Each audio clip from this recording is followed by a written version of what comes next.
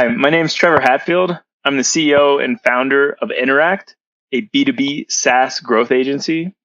The metrics we'll talk about are particular to tying your team around what we call at Inturact, the 5 SaaS growth pillars: acquisition, activation, revenue, retention, and referral. And our goal here is to fully align your team around these metrics so you can grow smarter and faster, build strategies around them, have accountability for these metrics for each of your team members, and know how to track them, etc. So let's go ahead and get started. So who's this for? This is great for startups, but can be used by more or less any size business.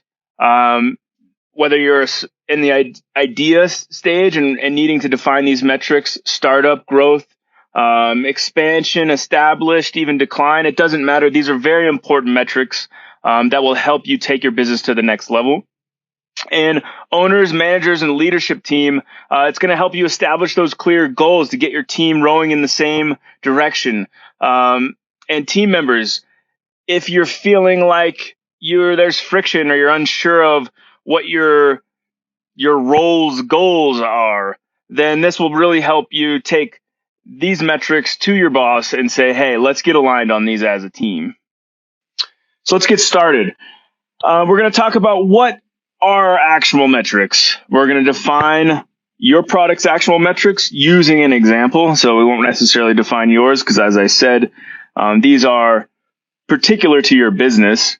And then we're going to align your team around these metrics, track your progress, and identify opportunities. So these are the concepts that we're going to talk about today. So what are actionable metrics?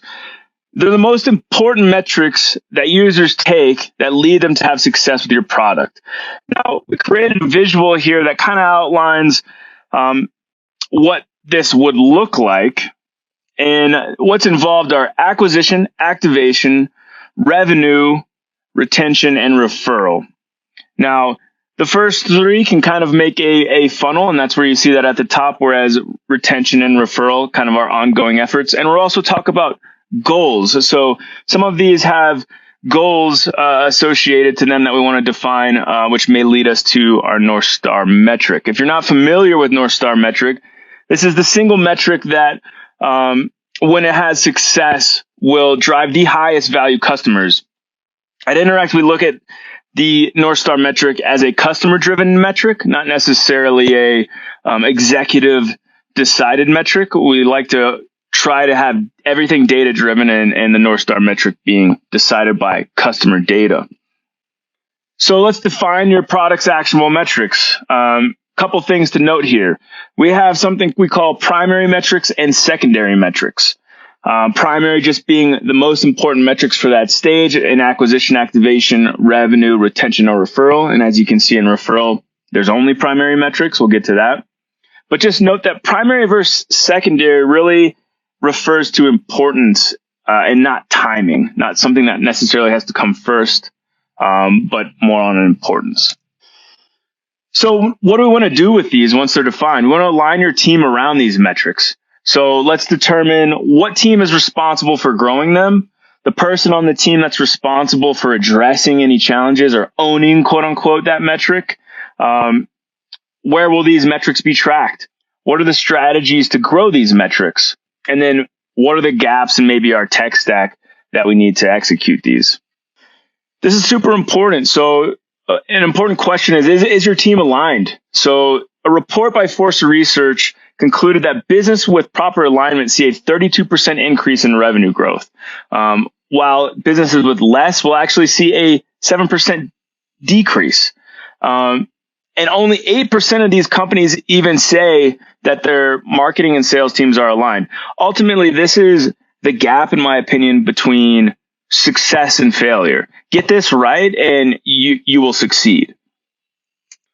So let's start with what teams are responsible for growing them. So as we silo these actionable metrics, we'll want to define which teams are responsible for growing these. This gives people a clear vision to align the team as to which teams and individuals are responsible for the metrics in these columns. Then you'll want to determine on the team who owns the metric. So for instance, let's say each of your acquisition metrics are defined, and an example here is the free trial metric. Who's responsible for making sure this metric is growing and hitting goals? Let's put an individual responsible for each one of these defined metrics so that as you have team meetings, you can determine, is this going in the right direction? You can also determine, is there data validation issues? Catch those before they become a problem. All of this is proactive growth, and by assigning somebody these metrics, it's going to help you make sure these are growing in the right direction, or determine if what do you need to do to make sure they do. Tracking these is going to be important. Where are they going to be tracked? This is going to help your team clearly align with the product team, the sales and marketing team, the dev team, the engineering, etc. So all of these guys are going to understand, hey, my metrics are here, and that's going to paint a big picture view as to how they're going to interact or how they're going to integrate. And then, of course, you can do data visualization off of that. But this is a very clean, easy way to understand based on actionable metrics. Now, you're going to have to grow these metrics. So what are the strategies that you grow them? Now, when you look at these individually and understand, all right, we've all agreed that these metrics are the most important ones for acquisition, activation, revenue, etc. Then you can talk as a team and say, all right, so we've tried this, it worked, we're going to try this, or list everything out and determine what are you going to focus on? What are the strategies you're going to focus on to reach growing these metrics? And it just helps you really understand maybe the gaps that you have now and what you need to concentrate on, or maybe what you're doing and whether it's working or not. Looking at a tech stack is always a challenge, right? And understanding what tools you need to execute these strategies will give you the quote unquote tools to grow your business. And so you can look at what tools you have for growing these strategies, tracking, etc., and what tools you'll need. So you may have a group of tools that you'll be able to that you already have that you can put into each of these. And maybe you have some that you're reviewing that you can determine if this is something you need or not. And maybe you'll realize, hey, we don't have a tool that can help us grow this metric. Let's do some research as to what we can use. And of course, tracking these becomes extremely important, right? So tracking your progress is going to be how you're going to have data-driven growth. So the two things that we suggest are creating a tracking dashboard and creating team scorecards. So let's look at that. Creating a tracking dashboard. So we like to utilize a BI analytics tool called Databox. You can use whatever you like. The reason we use this now is because it aligns perfectly with our actionable metrics.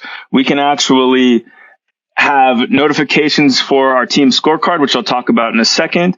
We can build out dashboards specific to our actionable metrics with goals, and we can track them once we have our goals set up as to whether we're hitting them or not. So this aligns, you can build out your Databox account exactly aligned with how you're defining and tracking your actionable metrics. So this is just a suggestion, but any BI analytics tool will work as well. So setting up company and team scorecards, it's a simple way to hold your team accountable. At the end of the day, we need to understand where our gaps are or our problem areas are in growth. Is it are we missing out on a metric that we should be growing? Maybe we didn't define a metric properly. Maybe there is a team that's weaker than another team and we need to concentrate on building that team up. Either way, we need to understand and hold ourselves accountable, ourselves and our team accountable for growing these metrics. And by doing this, it allows us to clearly understand where we need to put concentration on for growing smarter and faster. So how do we determine the baseline numbers? Once you have, let's say, your Databox or your BI tool set up and you're tracking your metrics, we now can clearly start identifying some baselines. Now, this screenshot on the right does not relate to the number of times here in my example. So ignore the numbers. But the point is you would look at your BI analytics tool, understand more or less where's our baseline right now, to then be able to pull those into your scorecard. And off of that, you can determine your goals, right? So we can say, hey, here's our acquisition metric free trial. We currently are achieving 200 a month.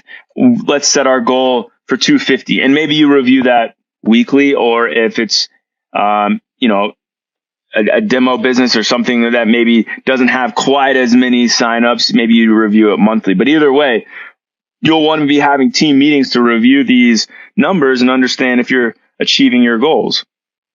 At the end of the day, here's what it would look like. Something to this effect is each of your metrics are defined. They're color coded here as acquisition, activation, revenue, retention, referral, right?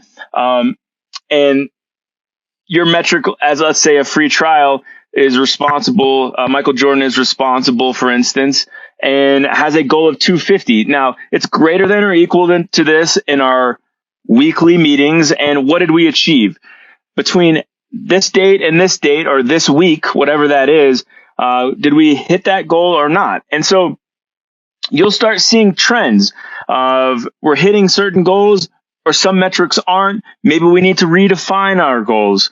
But either way, you now have a big picture view as to how are you going to grow your business, who's responsible for it, and how does it look? Now, the other option here is to create team-specific scorecards. So, for instance, like a product marketing team scorecard. So, outside of the big picture actionable metrics, you can create specifically a product marketing team scorecard. Having whoever the product manager is may report somewhere else or in a leadership meeting where our problem areas are, and maybe you have that monthly, and then you determine strategies off of that, like which teams need help from leadership in different areas, right? So you could have a leadership team scorecard, and you could have individual business function team scorecards. One other important thing to note here is actionable metrics are fantastic. However, there may be other important metrics specific to your team worth tracking in your scorecard. For instance, time to answer support ticket. The goal might be, hey, we want to be under 1 minute to answer support ticket. I don't know. But the point is, did we hit that specific goal for your role in our meeting as well? So the nice thing about here is you can have your actionable metrics, and then you can also have role-specific metrics that you track for accountability as well. Just a suggestion. Now, how do we identify opportunities? This becomes really important. A lot of people build out tracking dashboards, and they determine, hey, we see a drop here. There's an opportunity. I see an opportunity here, or we need to focus here. However, it's generally deeper than that. We need to ask more important questions. It's great to start there, but how do you dig in deeper? And a lot of times companies have data scientists to do these things, to answer questions such as how many users became paying customers that completed user onboarding or were activated versus those that didn't. Or maybe which retention metric or action when completed is leading to the highest value customers. Again, maybe your North Star metric, that would be important. What other actions are highly engaged users doing versus those that are not? So we need to be able to dig deeper into the data to understand true opportunities.